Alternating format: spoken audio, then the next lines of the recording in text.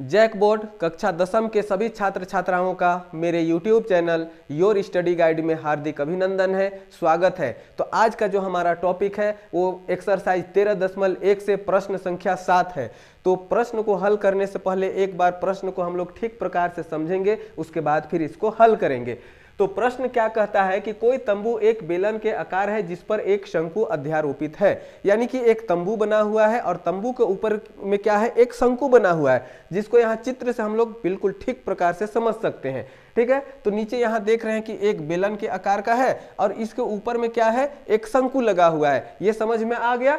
अब इसके बाद जो दिया हुआ है प्रश्न में, जिसमें बेलन आकार भाग की ऊंचाई और व्यास क्रमशः 2.1 मीटर और 4 मीटर है। ठीक है, तो बेलन का जो ऊंचाई है, ये ऊंचाई कितना है, तो 2.1 मीटर है और इसकी व्यास कितना है, तो ये व्यास जो है वो 4 मीटर है। क्योंकि व्यास 4 मीटर है, यहां से यहां की लंबाई कितना है, 4 मीटर, तो इसकी त्रिज्या कितना हो जाएगा, इसका आधा आधा करेंगे, 2 मीटर इधर और 2 मीटर इधर हो जाएगा।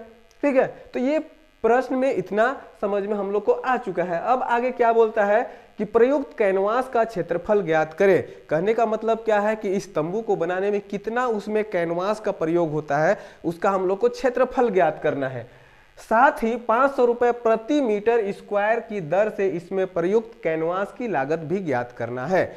यानी कि अगर कैनवास का 1 मीटर स्क्वायर का मूल्य अगर 500 रुपया है, उसका लागत 500 आ रहा है, तो उसका पूरे कैनवास में कितना लागत आएगा, ये हमें ज्ञात करना है। ठीक है, और एक चीज है क्या कि तंबू के आधार को कैनवास से नहीं ढका गया है, ये भी देखना है हम लोग को कि तंबू का आधार कहने का मतलब नीचे, यानी कि नीचे जमीन है, उस पर कोई कैनवास नहीं लगा है। ठीक है, तो ये हम लोग को निकालना क्या है कि कैनवास की लागत ज्ञात करना है कि कैनवास का लागत कितना होगा अगर 1 मीटर स्क्वायर का लागत 500 रुपया आता है तब। तो प्रश्न में जो जो दिया हुआ है उसे एक बार हम लोग लिख लेते हैं। प्रश्न में क्या है, व्यास 4 मीटर, जैसा चित्र से मैं अभी बतला चुका हूं। तो अगर व्यास 4 मीटर है तो त्रिज्या कितना हो जाएगा, 4/2, यानी कि 2 दूना 4, 2 मीटर हो जाएगा। बेलन की ऊंचाई 2.1 मीटर प्रश्न में दिया हुआ है, उसी को मैं यहां लिखा हूं।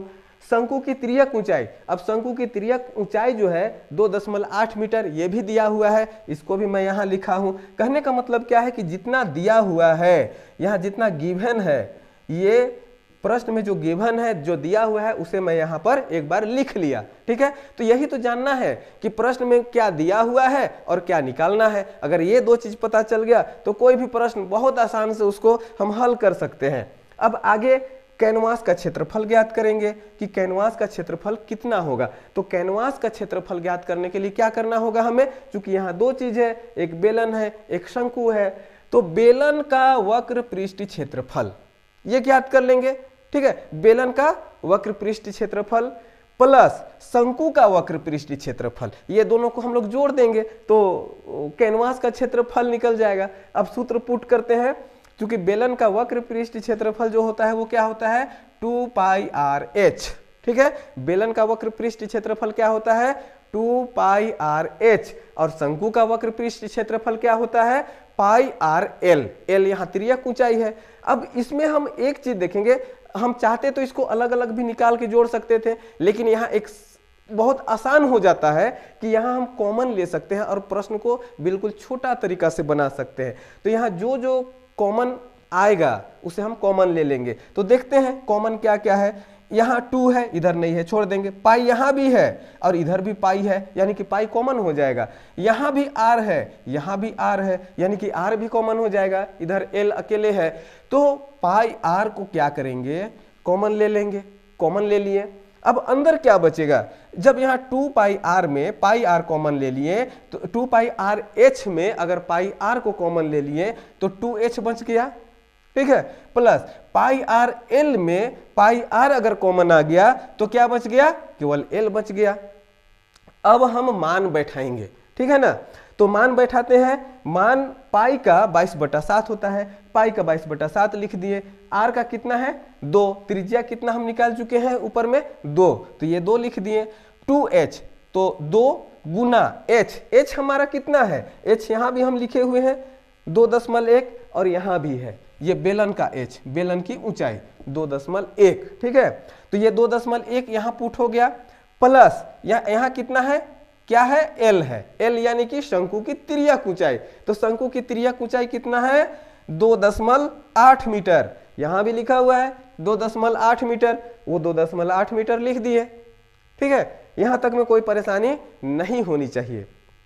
अब आगे हम लोग कैलकुलेशन करते हैं। यहां तो कट नहीं रहा है, कोई चीज छोड़ देंगे। 22/7 गुना 2। अब यहां 2 गुना 2.1 प्लस 2.8, अगर इसको हम कैलकुलेशन करते हैं तो कितना आता है कैलकुलेशन, 7 आएगा, ठीक है। कितना आएगा, 7 आएगा। 21 दूना 42, यानी कि मैं यहां पर थोड़ा सा एक रफ का कार्य कर देता हूं, हालांकि वो करने योग्य है ही। 21 दूना 42, तो कितना हो जाएगा, 4.2 प्लस 2.8, 2.8, 8 और 2 10 के 0, हाथ में आएगा 1, 4 2 6 और 1 7.0, तो कितना आ गया यहाँ पर, 7। तो ये 22/7 गुना 2 गुना 7 ये हो गया, बराबर यहाँ पर ये 7 और ये 7 कट जाएगा, तो बचेगा क्या, 22 गुना 2। तो 22 गुना 2 करेंगे तो कितना आ जाएगा, 44 मीटर स्क्वायर, ठीक है। तो इतना तक में हम लोग को पता चल गया कि कैनवास का जो क्षेत्रफल है वो कितना है। तो कैनवास का क्षेत्रफल यहाँ लिखा भी है, प्रयुक्त कैनवास का क्षेत्रफल ज्ञात करें, ये भी यहाँ बोला है। तो प्रयुक्त कैनवास का क्षेत्रफल तो हम ज्ञात कर लिए, 44 मीटर स्क्वायर। फिर प्रश्न में ये भी कहा है कि प्रयुक्त कैनवास, ठीक है, प्रयुक्त कैनवास की लागत ज्ञात करें, है ना। प्रयुक्त कैनवास की लागत ज्ञात करें, जबकि 1 मीटर प्रति स्क्वायर का लागत कितना है, 500 रुपए। तो यहां पर हम लोग लिखेंगे कैनवास का लागत, तो 1 मीटर स्क्वायर की लागत कितना है, 500 रुपया, ठीक है। तो सिंपल सा इसको हम गुना कर देंगे, तो 44 मीटर स्क्वायर की लागत कितना हो जाएगा, ठीक है।